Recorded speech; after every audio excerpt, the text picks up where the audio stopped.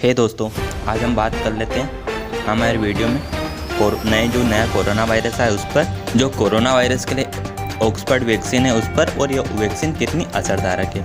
तो चलो फिर हम पहले टॉपिक पर बात कर लेते हैं, नए कोरोना वायरस का असर। अगर हम WHO की रिपोर्ट में देखें तो कोरोना वायरस का नया स्ट्रेन यूरोप के 8 देशों में पहुंच गया है, और साथ ही यह नया वायरस युवा लोगों में भी तेज़ी से फैल रहा है। जो कोरोना का पुराना स्ट्रेन था, यह यंग लोगों में इसका असर कम था, लेकिन यह कोरोना का न्यू स्ट्रेन इसलिए भी खतरनाक साबित हो सकता है क्योंकि यह युवाओं की स्ट्रॉन्ग इम्यूनिटी पर भी अटैक कर रहा है। इस कोरोना वायरस के नए स्ट्रेन को पिछले वीक ब्रिटेन में पाया गया था।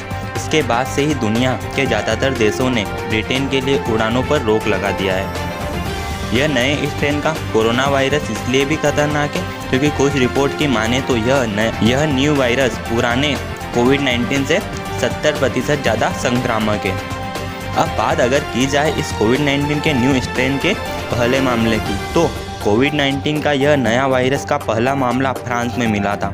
वहाँ की लोकल मीडिया से पता चला कि कोरोना वायरस के नए स्ट्रेन का पहला मामला फ्रांस के टूर्स शहर में एक नागरिक में पाया गया है, और यह खबर भी सामने आई कि यह नागरिक उसके पहले ब्रिटेन से लौटा था। अब यह कोविड-19 के नए स्ट्रेन के बाद यूरोपीय देशों ने क्या कदम उठाए तो देखिए।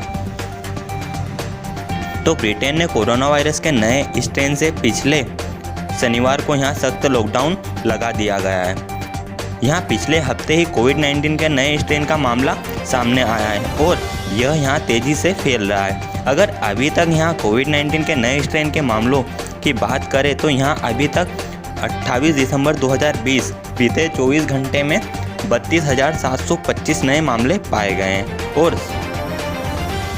570 मरीजों की मौत इस नए कोविड-19 से हो चुकी है। हम अगली बात कर लेते हैं ऑक्सफर्ड के एस्ट्राजेनेका वैक्सीन के बारे में। अब हम बात कर लेते हैं इस वैक्सीन पर अपडेट की। ब्रिटेन के मेडिसिन रेगुलेटर बोर्ड के एक ऑफिसर ने अपने इंटरव्यू में बताया कि अगले हफ्ते मेडिसिन रेगुलेटर बोर्ड ऑक्सफर्ड की एस्ट्राजेनेका वैक्सीन को मंजूरी दे सकता है। अब भारत में जल्द ही यह इमरजेंसी यूज़ के लिए मंजूरी मिल सकती है। इसके लिए ब्रिटेन की मेडिसिन रेगुलेटर बोर्ड की रिपोर्ट का इंतजार करना जरूरी है, क्योंकि इस पर अगली अपडेट इस बोर्ड की मंजूरी के बाद ही पता चलेगी कि यह वैक्सीन भारत में या दुनिया में कहां तक लोगों को कोरोना से बचा सकती है। अब हम बात ऑक्सफर्ड वैक्सीन के ट्रायल की खबरों पर कर लेते हैं, और यह कितनी असरदारक है।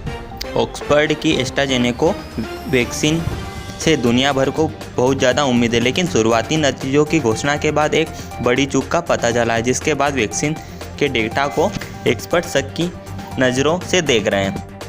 एक कप कॉफ़ी की कीमत से भी सस्ती बनाई जा रही ऑक्सफर्ड कोरोना वैक्सीन पर सवाल उठने लगे। एस्ट्राजेनेका ने इसी हफ्ते दावा किया था कि वैक्सीन 90% असरदारक है। हालांकि कंपनी ने अब मान लिया है कि कुछ लोगों पर दी गई वैक्सीन की डोज में गलती हुई थी। इस पर वैक्सीन के डाटा पर सवाल खड़े हो गए हैं, और एक्सपर्ट भी इसे शक की निगाह से देख रहे हैं। अब एस्ट्राजेनेका की इस चूक के बाद यह वैक्सीन शक के कटघरे में खड़ा है।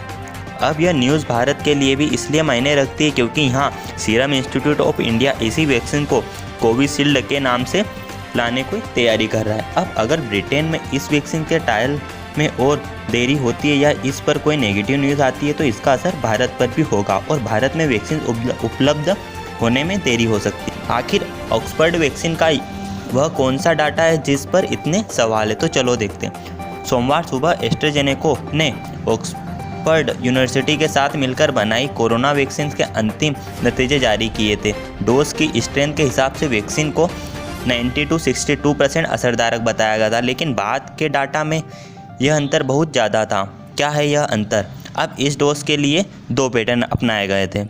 पहले डोज पैटर्न में पार्टिसिपेंट को पहले आधी डोज दी गई और महीने भर बाद में पूरी डोज दी गई। इससे वैक्सीन 90% असरदारक बताया गया। इसके बाद जब पार्टिसिपेंट को दोनों फुल डोज दी गई, मतलब एक फुल डोज पहले भी दी गई, उसके महीने भर बाद भी फुल डोज दी गई, जो वैक्सीन के असर में अंतर था। अब यह अंतर बहुत ज़्यादा था। इस बार असर 70% था। डोज पैटर्न में इतना अंतर होने के कारण यह वैक्सीन शक की निगाहों में है। अब हम WHO के कोरोना वैक्सीन एफिशिएंसी यानी असरदारकता स्टैंडर्ड की बात करें तो ऑर्गेनाइजेशन ने यह स्टैंडर्ड 50% रखा है।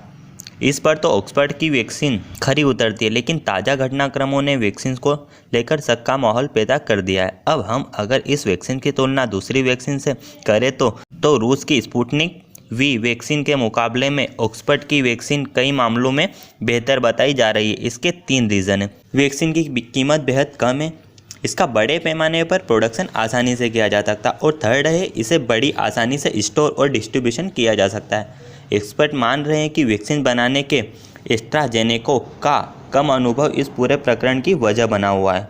तो दोस्तों, हमारे कोविड-19 के न्यू स्ट्रेन और ऑक्सफर्ड की वैक्सीन पर अपनी अपडेट देखी। अब अगली अपडेट भी हम जल्दी ही आपको देंगे। इसके लिए आप चैनल को सब्सक्राइब कर लीजिए और अगले वीडियो के नोटिफिकेशन के लिए बेल आइकन को प्रेस कर दीजिए।